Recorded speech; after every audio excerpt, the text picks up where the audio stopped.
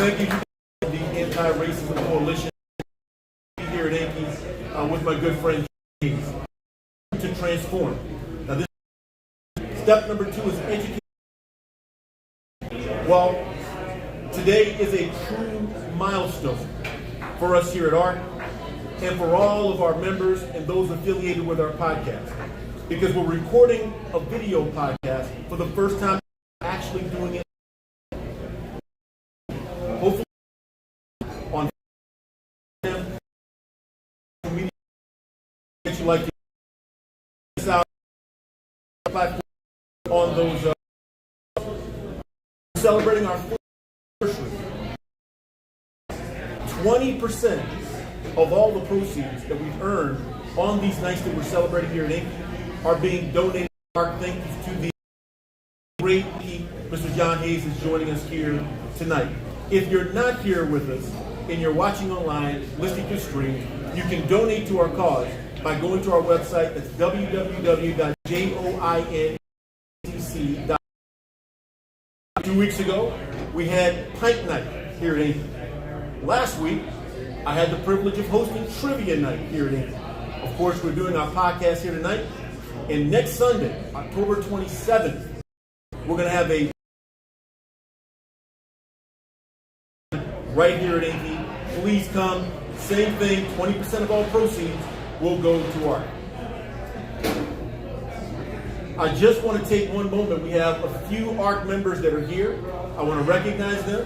We've got Martha McNay. She's here. Martha is the author of, an editor of our newsletter, and she does a fantastic job of that.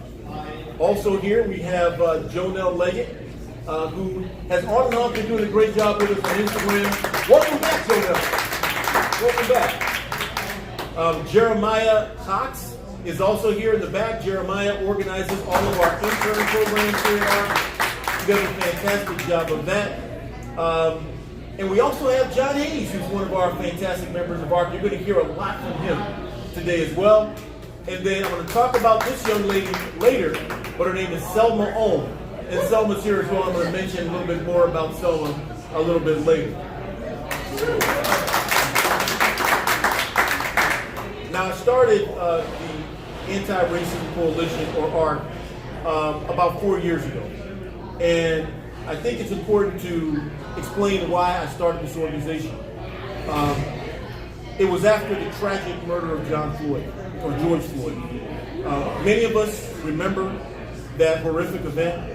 It touched, I'm sure, a lot of you that are watching and listening. It touched me very, very specifically and especially for a couple of reasons. One, I chair a nonprofit that's based in Minneapolis that is focused on helping individuals like George, who have been suffering from generational poverty, who have had the unfortunate circumstance of being incarcerated, who've also had the unfortunate circumstance of being a part of the substance abuse problem that we have in this country.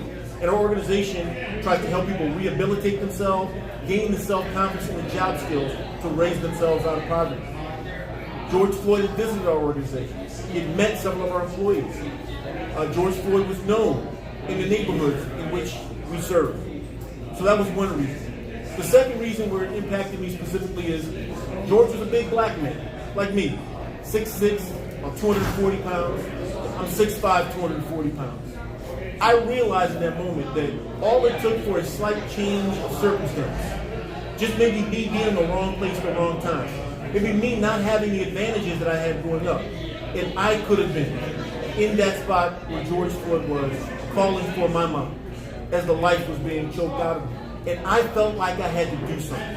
I felt like it was my responsibility to do something. So I made a video and expressed my outrage to people, asking people to be angry like I was, and that this was not a moment to just say, hey, you have my thoughts and prayers. This was a moment for all of us to step up and actually make change. So I made that video, I sent it out, and it was a call to action. About 40,000 people watched that video. I had an overwhelming response. The thing that surprised me is the response was positive. Most people actually agreed with me, but there was one common theme that played through their responses, and it was downfall. I do agree with you. I am angry. We need to stop the hearts and prayers and do something, but I don't know what to do. I don't know where to start. And I'm only one person. How can I, as one person, make a difference? So I decided maybe I can start an organization in which anyone,